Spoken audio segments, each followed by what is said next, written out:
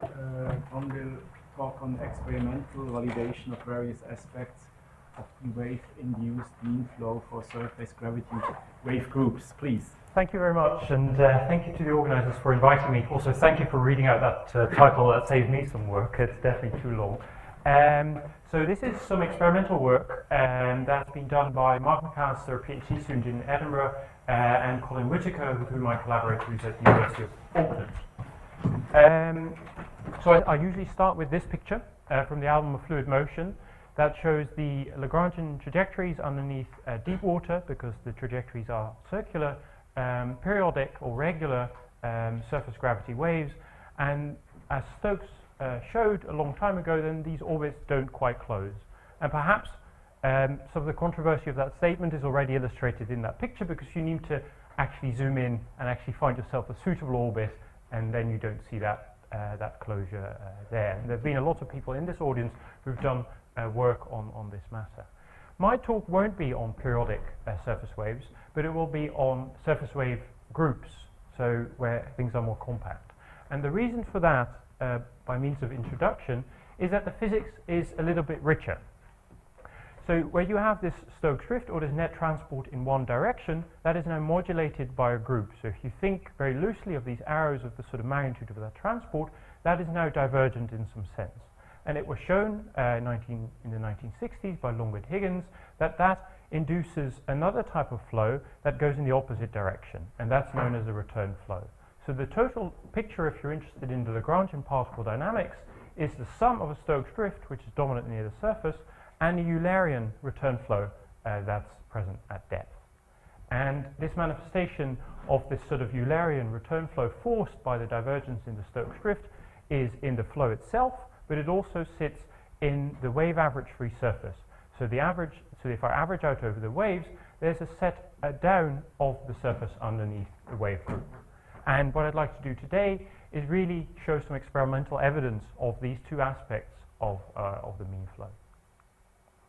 So what I'll start by talking about unidirectional waves, for which I'll go to a wave flume, and I'll just remind you of some of the results of Longuet-Higgins using quite a simple multiple scales solution for a unidirectional wave group, and then I'll go to the lab and show my results on wave groups, where my hope is to sort of place this in context a little bit at the end by comparing that with results for periodic waves, which ties in very closely with a talk that Professor Grew has given earlier in the week.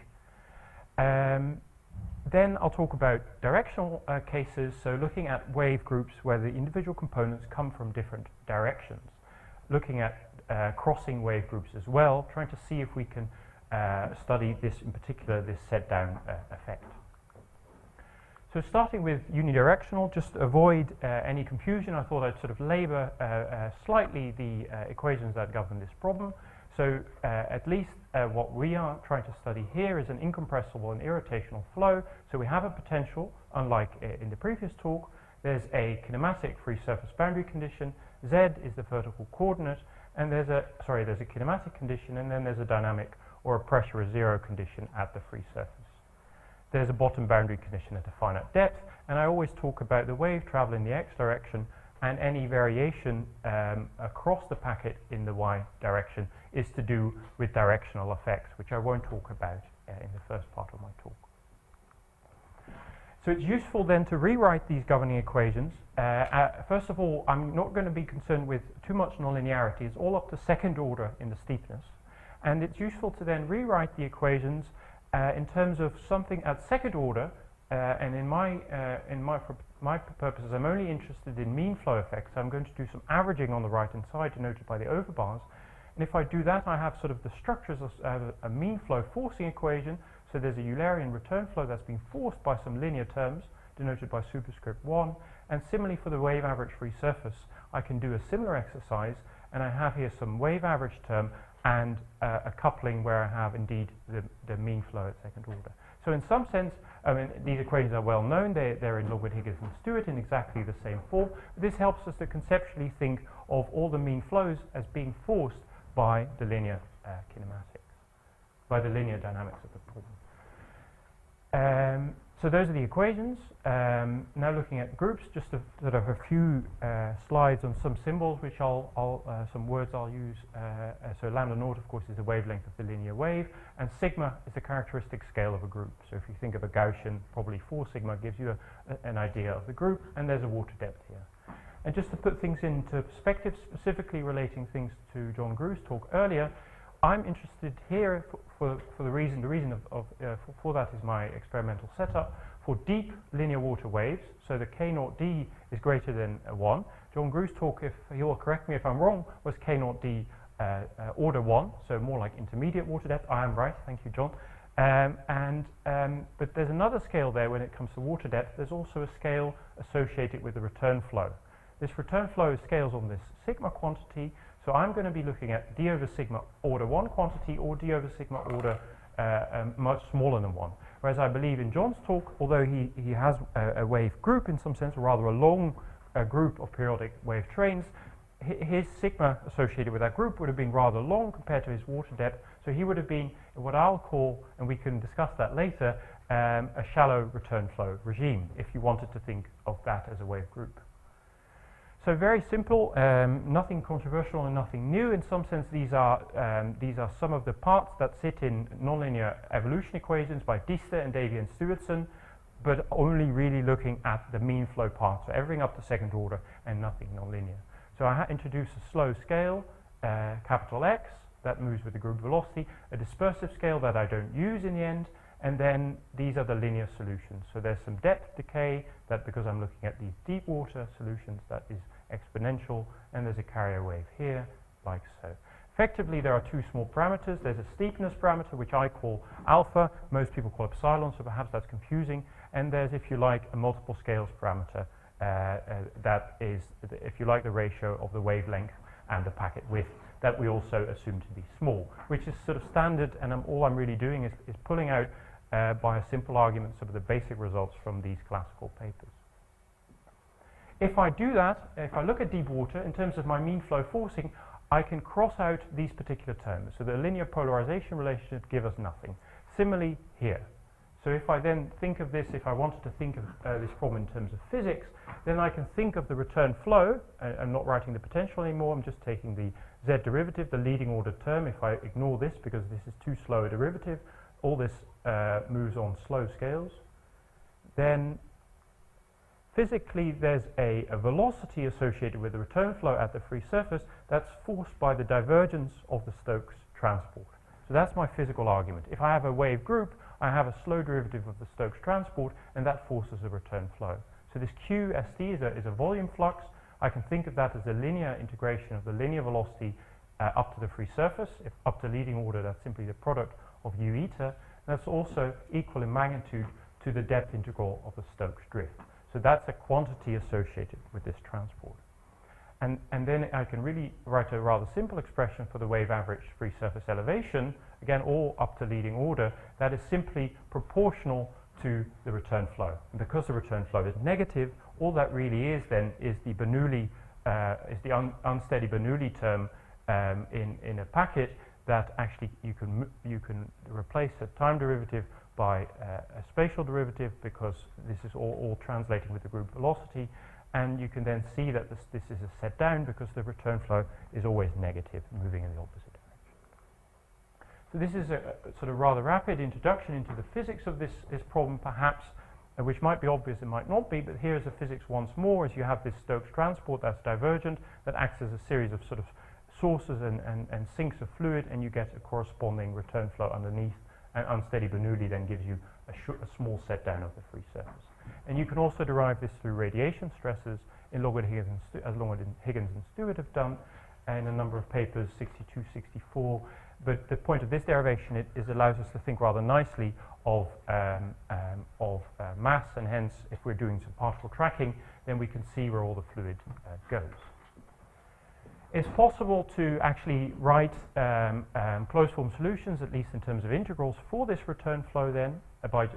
In here, I'm just for illustrative purposes, I assume a Gaussian packet. So this is a Gaussian packet, nothing happens, it doesn't disperse, it doesn't nonlinearly evolve, it just moves with the group speed. And there I have these quite simple expressions, which simplify even further if I'm willing to assume that the return flow is shallow. So if I assume that the depth is small with respect to the packet length, then I get these really simple expressions. So I get this idea that the set down is simply follows the packet structure entirely, divided by 4 times the depth, and I get that the return flow is a block flow, if you like, that also follows the packet structure at the surface. And if you go back to the classical literature, this is in fact the narrow-banded limit of a frequency, sort of a frequency summation-based approach in Longuet-Higgins and Stewart.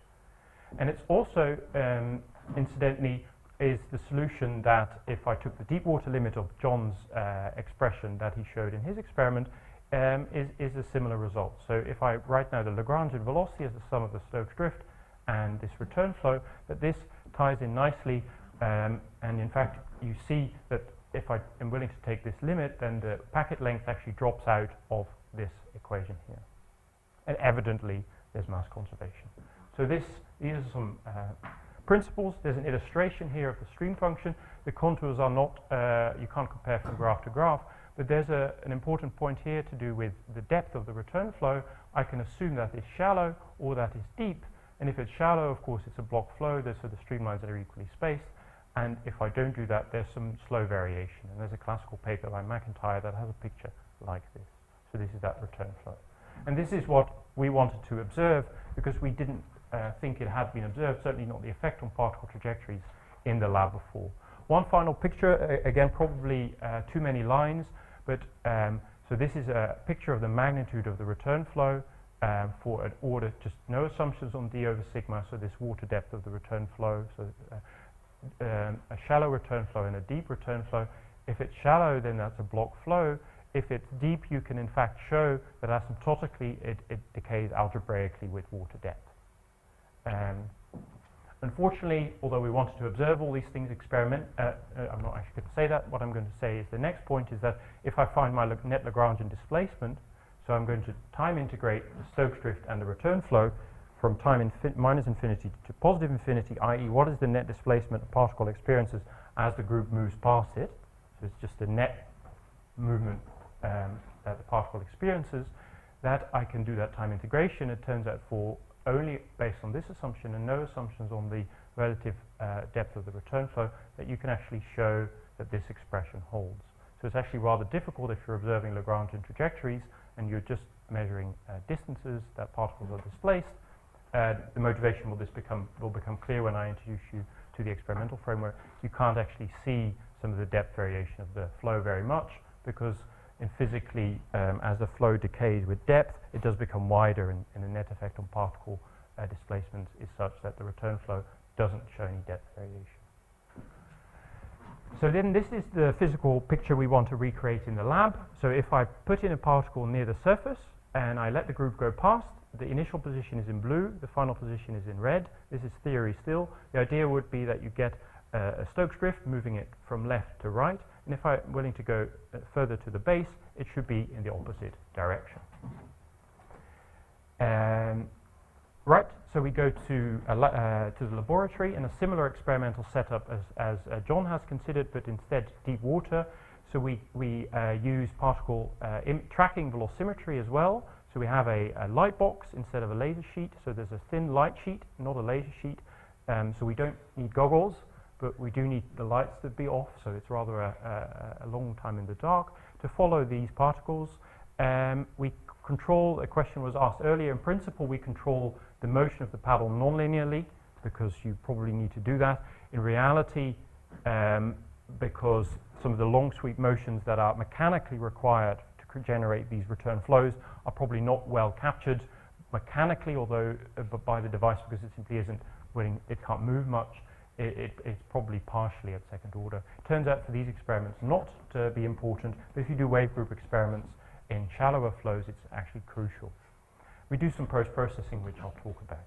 So this is a video, and I'm going to show 3 different experiments. I think the thing to focus on here is these are some of the raw images that we get. These are experiments near the surface, and what you'll have here is some of the post-processed trajectories.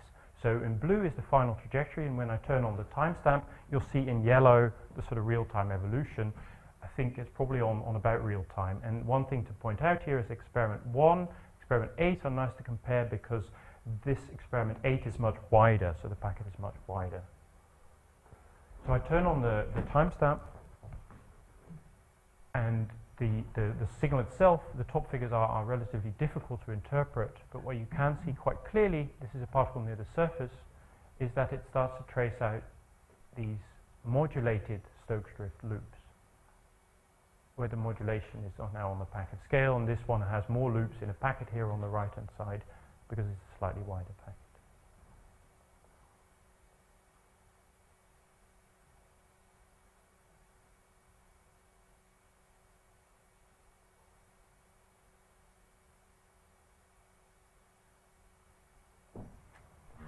So if I now lower my camera and I look near the base, but not in the boundary layer, but nearer the base, I'm expecting to mostly observe, or to a large extent observe, motions that are dominated by the return flow. Similar picture here, but now the particles start on the right-hand side and then move to the left-hand side. And if you like to call it a name, I think of these as sort of horseshoe-shaped trajectories because they don't quite close, but you still see some of the modulation by the waves. So the wave hasn't quite died out. So there's clearly motion from the right to the left.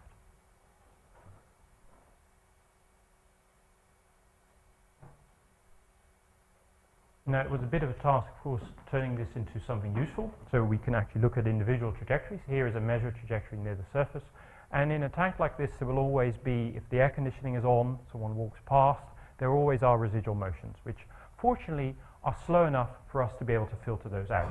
So here you see a typical trajectory, so this particle is happily, so this is the X motion, this is the Z motion, so this particle, prior to the wave group arrival, is happily sort of falling upwards. It's positively buoyant slightly, but it's quite rapidly varying in the wave group regime. So we can actually do some processing on it, and then we can eliminate any sort of residual background motion, and we get this reasonably clean post-processed individual trajectories. Similarly, near the base, there's a particle that does this sort of horseshoe-shaped trajectory. It's a bit harder, but we can still filter out any background motion because they typically tend to occur quite slowly. So we can filter it out, and if we can't, we dismiss the measurement piece, the particular trajectory. So we have an algorithm for treating all the hundreds of trajectories here. And these are the sort of images we can create. So here, this is the variation with depth. So this is Stokes drift dominated, so from left to right. And here it's the opposite way around. It's sort of return flow dominated. And you can move, you can decrease the packet width from left to right. And you see effectively there are fewer orbits that fit into one particular group. So we can then actually plot the net Lagrangian displacement as a function, we can plot it as a function of depth, and we can compare that with our predictions, and the predictions are not fitted to these measurements, but they're fitted to information about the packet that's obtained from the surface signal. So we have the surface signal, so we can obtain the spectrum, we can obtain some a measure of the width of the spectrum, we can obtain the steepness of the spectrum, so we can actually superimpose this without directly fitting to the data, finding really, really good agreement. And these are sort of the parameters, so it's relatively deep, but relatively shallow with respect to the return flow. So that works rather well. We asked ourselves, because this is a literature that's lots of people have contributed, and it's not at all clear, as I think John has given us a bit of a flavor, what exactly happens here. So we had a look at repeatability. So we repeated exactly the same experiment 10 times. One didn't work, so there are 9 here. Or if it didn't fit on the page, you can make your own decision. Can I ask, did it work? In what sense? It worked in the sense. It worked in the sense that we think we get a really good agreement between irrotational theory for the return flow and the Stokes drift and our observations. So the crosses here are our observations. I actually said, you said one didn't work. Oh, so one experiment didn't work. Oh well, there's always one experiment that doesn't work. I was intrigued to know, what goes wrong. What goes wrong? You can step on the camera. Oh, yeah, okay. It's something as yeah. But still, I'm trying to keep as much of things that did go wrong, so as not to only eliminate absolute stupidity. So here you see this, right? Because the point of this study was to see how reproducible this is. So here you see exactly the same experiment, where most of the uncertainty are from different fitting methods to remove the background motion. We see quite good agreement near the surface generally, but near the sort of base or the sort of second half down, where the return flow is dominant and the orbit magnitudes are generally smaller, it's a little bit harder. And then, so this includes some outliers, but generally the idea would be to use the different fitting methods to create an estimate of the standard deviation.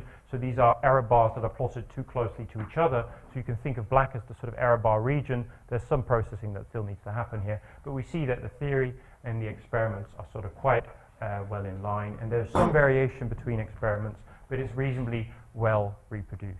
Excuse me. Yes, of course. Because when you have this up, I could wait half an hour, but Yeah. but exactly on this point, the results I showed included the error bars because we had collapse. Yeah. Because so when we worked, we had to be very careful to find the Lagrangian period.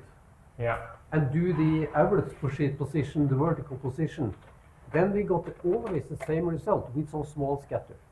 I think I agree, and I think the strength of your experiment. So my question is, did you worry about to have the exact Lagrangian period and also consider that you get really different results when you are in different phases all the way? I fully agree, and I think the difference between what we do and what you've done is you've looked at periodic waves. So you can actually do multiple repeats of exactly the same thing. In our case, there's an individual group that goes past, and through every wave cycle, there's a little bit of Stokes drift, but also a little bit of modulation. So the only sensible comparison we felt we could do, given our measurement position, was not the net Lagrangian displacement in one orbit, but over the whole group. You show results for the whole The period. whole loop, exactly right. Difficult No. to get that. Well, correct, but that is indeed correct, but our objective was to look at short groups. So in that sense, that's how our contributions are very different. Because then you could see some of the return flow dynamics in a different sense. So we wanted to do that, but we couldn't. Yeah.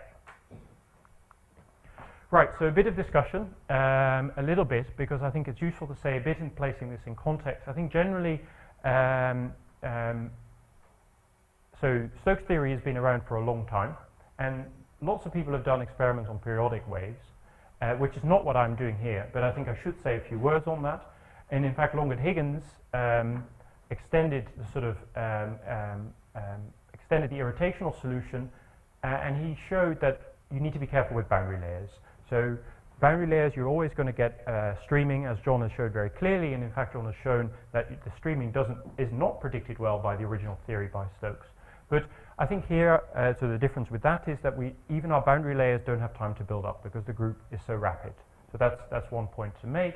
And what Longuet-Higgins also showed, and I think this is important because there are quite a few people in this audience who are interested in sort of Gersten waves and sort of the fact that you can have no displacement at all. He also showed how vorticity might arrive in the interior of the fluid. And he said it could come, physically it could come from the bottom boundary layer of the top boundary layer by some process of diffusion, turbulent or laminar, or it could come from the walls, so the wave maker or the paddles.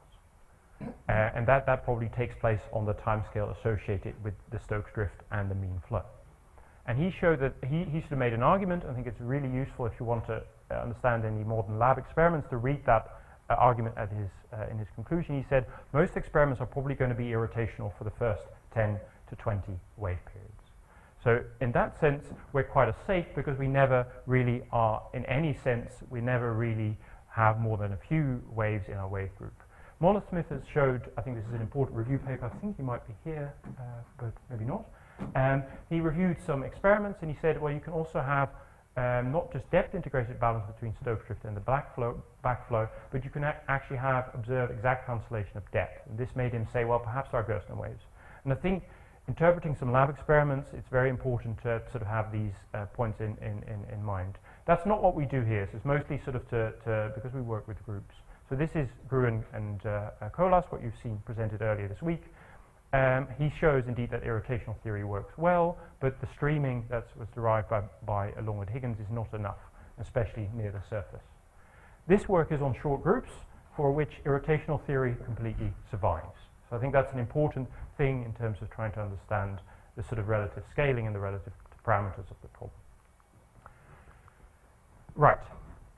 So the second part of my talk will be on directionally spread waves, and my focus will not be on the mean flow but on the free surface manifestation, which I haven't talked about very much at all. And I thought I'd have some element of debate here, which a debate I'm incidentally not going to enter into. I'm only going to say something about. And this debate is I think has been alluded to by a number of speakers between those people who it's about rogue waves, and I'm not going to take a stance, so don't worry. It's about people who say rogue waves are just linear superposition plus maybe some second order harmonics, and there's a paper here that sort of argues that quite strongly, and other people who are interested in BFI and LS type of evolution and breather type things. I'm not going to enter into this debate, but I am going to sort of take a little bit of motivation from this particular paper. Because what they looked at a number of freak waves, and they looked at their directional spreading. So these are directional spectra. So there's the distribution of energy over the different directions. And in particular, and I'll ask you to focus on the middle picture and on the two rather small lines near the zero. In particular, and this is what I'm going to talk about the small things. They calculated the mean sea level and they measured a mean sea level. This is from that was measured at the Bremer event, and they showed a discrepancy. So a small set down was actually measured as a set up.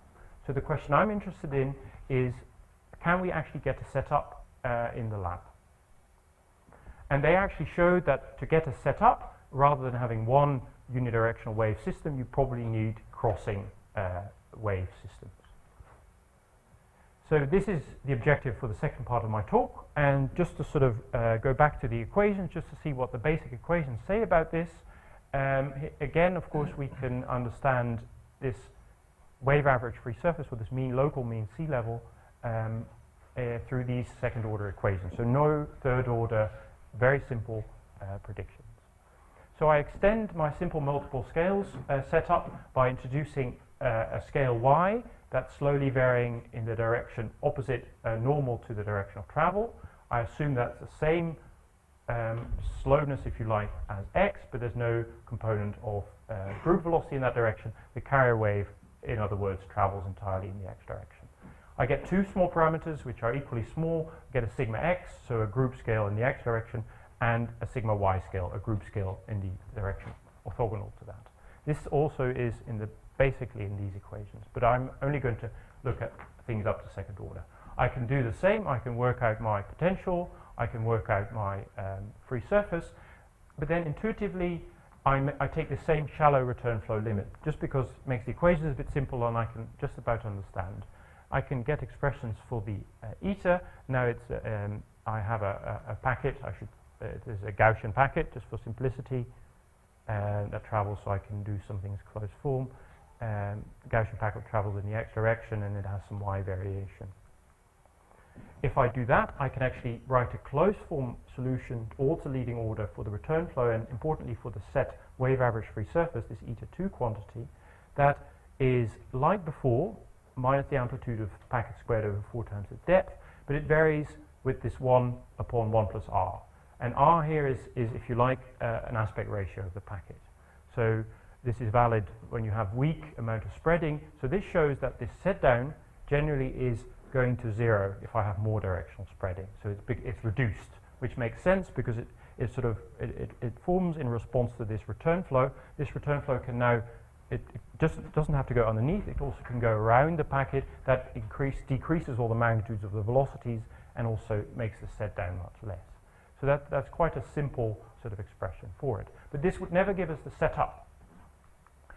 So this is a bit of an illustration. So this picture here on the left is the spatial surface, all in dimensional units because there are some experiments coming up, of the shape of this set down. So if I don't make any assumptions about the water depth of the return flow, then I do pick some values here, but it generally looks like a big hole and some humps either side. These humps are still part of the same solution, so they didn't require any physics. But that's probably not what people talk about when they talk about the setup. And then here I can plot the spatial variation, and there are rather a lot of lines, so let me take them in turn. So first 1D, if I go 1D from a general water depth to a shallow water depth, I see that generally I see the sort of these humps. They're a feature of a general water depth return flow. These humps here, so I get sort of slightly bigger humps either side and a slightly deeper set down. So those are features that you can see in 1D. Generally, if I go from 1D to 2D, so I set R as 1, so a round packet if you like, all the red lines are generally above the black line. So all the set downs become less deep, and perhaps you start to see a bit more of a set up here, but nothing very dramatic. So this is weak spreading. What you can also do is you can allow crossing groups. And what you do is you just have two groups coming at an angle delta theta, and I do the same simple computation. If I allow that, I get some interaction type of terms. So if I think of the mean flow that's being forced by this, I have three contributions. One, if you like, is the divergence of the Stokes drift, or the Stokes transport of packet 1, A11, if you like. The other one is the other packet, so they come at this angle delta theta from each other. And there's some interaction term, which is complex, but in principle, all this really is the divergence of a sort of a sum of a's all squared. And through Bernoulli, this mean flow that forms underneath this crossing group system leads to a set down. And one important point to make is that if I look at the mean flow forcing equation, so one part came from the set down from the mean flow, so this came from the mean flow. There are other terms which were zero from for a unidirectional wave group, but if I actually have two wave groups traveling in different directions, another term arises. And that, I think, is that you might call, if you like, a setup. And you can also, if I put in all the terms, I work out all the linear terms, the structure of that setup is this. So it comes from all the other terms in the unsteady Bernoulli equation, if you like. And it's actually just a standing wave. So you'll see in space, it's a standing wave pattern with its axis sort of on the bisection of the two groups traveling, but it varies slowly in space through the two envelopes, A1 and A2, and it's a function of the angle between. So when delta theta is 0, these two groups travel in the same direction, and I don't have this particular term here. If delta theta is 180 degrees, I get a sort of a large setup. And these are magnitudes then. I think there is some underlying parameter choice here. So this is as a function of delta theta. Generally, this sort of the set down type terms, let's look at this particular line, which is the sum of all the set down terms that you can have. That's negative initially, and that decreases a bit when you increase the direction, the angle between the two groups. But this set up term can form that 0 initially, and that can start to form and become rather large. So the question was, could we then observe these things in the lab? And I should make clear that this was a bit of a multiple scales illustration. Originally, all of this is in second order theory. If you allow for n components in frequency, n components in direction, you can work out at second order some sum waves and some difference waves, where the difference waves correspond to the mean flow terms. And that's been done originally by Hasselmann, but you have to look quite carefully, and Sharma and Dean and Dalzell, some recent, perhaps more engineering references. And then you can find these kernels. These kernels that allow for all these interactions that I've given a physical interpretation to are not necessarily very easy to interpret directly. So we thought the multiple scales framework in that sense was helpful. So then we thought we should see if we can observe this set down, and we there's this facility in Edinburgh which is round, and there you can in principle make any degree of directional spreading. So that's what we set out to do. We specifically look here at groups, which is partly motivated by the facility, because you don't want anything periodic in this tank, because you'll quickly be analyzing your own reflections. So all of our tests are sort of done before part of our wave signal reaches one other wave maker, so we can not concern ourselves with reflections. This video I'll leave to the end. So what we then did, we placed some gauges in this facility. So this is a plan view. I think there are 164, I forget the exact number, individually controlled wave makers around this basin. It's about 25 meters in diameter. And we placed these gauges in the middle. So this is the gauges relative to the whole layout. And what we do in order to get an understanding of the whole surface, because we ran out of gauges, we actually repeat the experiments at 22.5-degree angles. So from a gauge layout that's given by the closed dots, we can actually measure a surface if we repeat the experiments given by all the dots here. That's just experimental technique, really.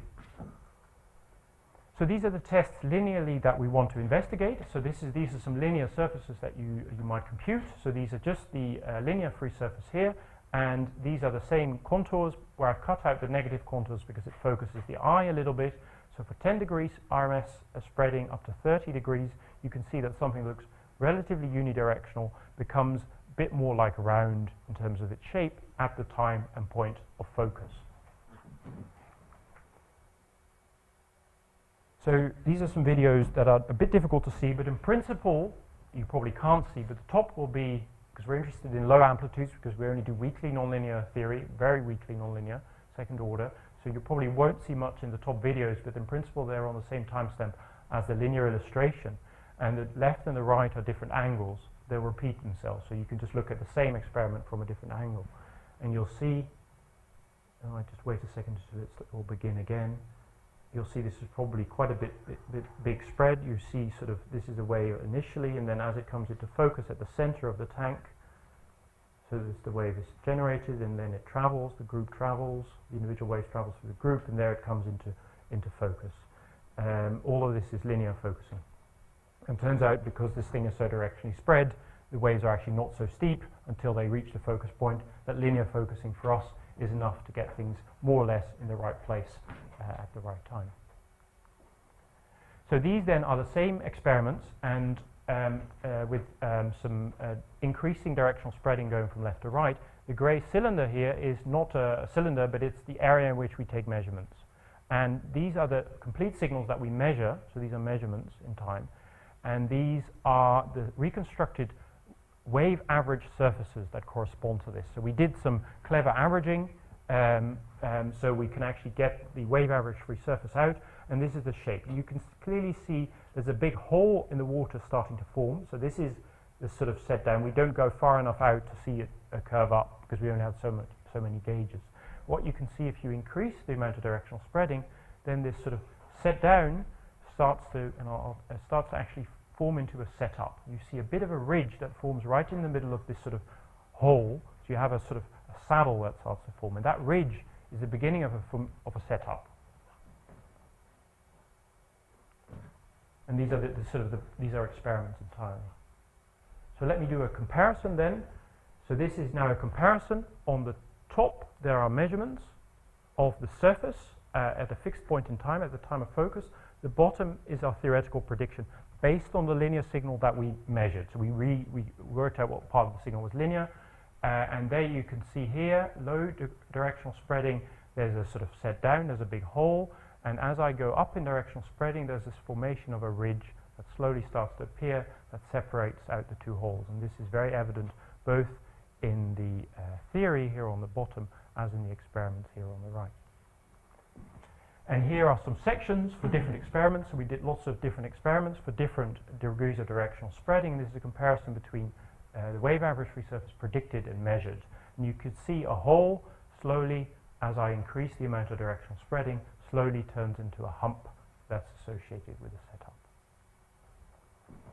I shouldn't fall off this. So this is, I'm just going to focus here on the left. There's a theoretical versus measurement, and with some measurement error, we can see we get a really good theory, a prediction here based just on second order theory. And here you can see it as a function of the amount of degree of directional spreading, where it's worth pointing out that a real C probably ends here. So it's unlikely to see a setup in a real C if you have individual spread wave groups. What you can, however, also do, and these will be the last few slides of my talk, is to have interacting groups. So now you have a group. This is before focus, this is at focus, this is after focus. So the groups interact, and the interaction angle here is 135, the delta theta that I referred to, and we also were able to vary that. So if we look at a similar picture now of a comparison of the wave average free surface between theory and experiments, we see that for a 45-degree interaction angle, for a 90-degree interaction angle, and for 135 and 180, we see how a set down quite rapidly can turn into a rather large setup. We believe this is the first time that this particular event in this particular configuration has been observed. So again, we can do a comparison between theory and measurements, and we get quite good agreement all within a measurement error. This right-hand side plot requires a bit of on here we've plotted our multiple scales, and multiple scales don't do so well because it actually becomes a bit broad. You have to make this quite broad-banded for it to fit in the facility, because otherwise it's simply too long to fit in the tank.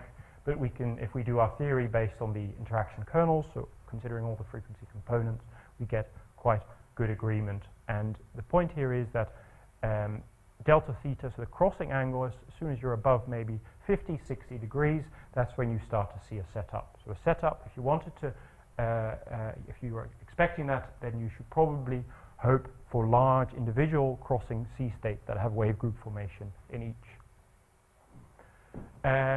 I think I'm not actually going to summarize this very much, but I'm going to show with a video which is sort of the party trick they do in this particular facility, and I have an interest in seeing whether this is also just linear dynamics. At some point, one can write an NLS breather solution for this type of event, an NLS type of solution. If anyone can write an azimuthally symmetric breather solution, that might be amenable to these experiments here, which, if anything, are just a bit of a joke or an illustration.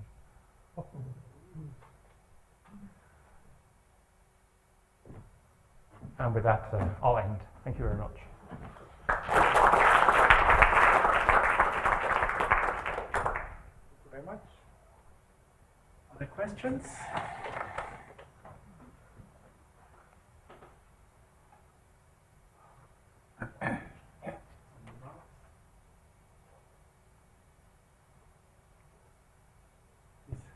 Very respect to the Plymouth experiments. So, what are the initial conditions you have been to generate the waves? So effectively, we give it a Gaussian spectrum. Yeah. So we don't. It's a perfect Gaussian, and we're not that far away from the wavemaker. We're away from sort of error waves associated with the wavemaker that are sort of bound, but that's it. And we see, if we look at the measured spectrum, we see a little bit of change to it, but because we're low steepness, we don't. It's almost still Gaussian by the time we observe it. Yeah. Yeah.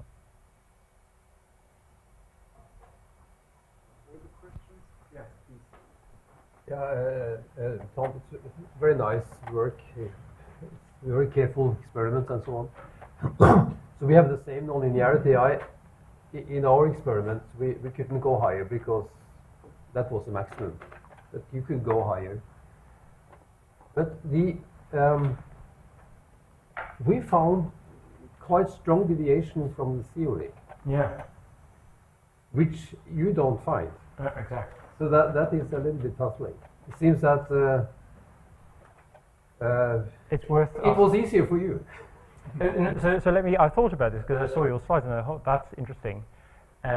So one thing is that the reason we didn't go up to high amplitude is that to keep things in our camera windows. So it was, in principle, was a practical concern initially, but we could in principle go to higher amplitudes, and then the question is whether we would see any of the streaming that you've observed.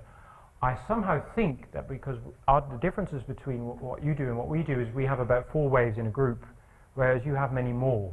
And there's a little bit of a throwaway comment in the original Longuet-Higgins 53 papers that says to get the boundary layer streaming, you need a few wave periods. So it takes a little bit of time to set up. So maybe that's where our differences lie, and that's why had we made a longer group, we would have seen what you saw. You stop exactly where it starts. Hmm? You stop exactly where it starts. Well, it's a short event, because then we can see some of this dynamic. Yeah, quite right. Yeah.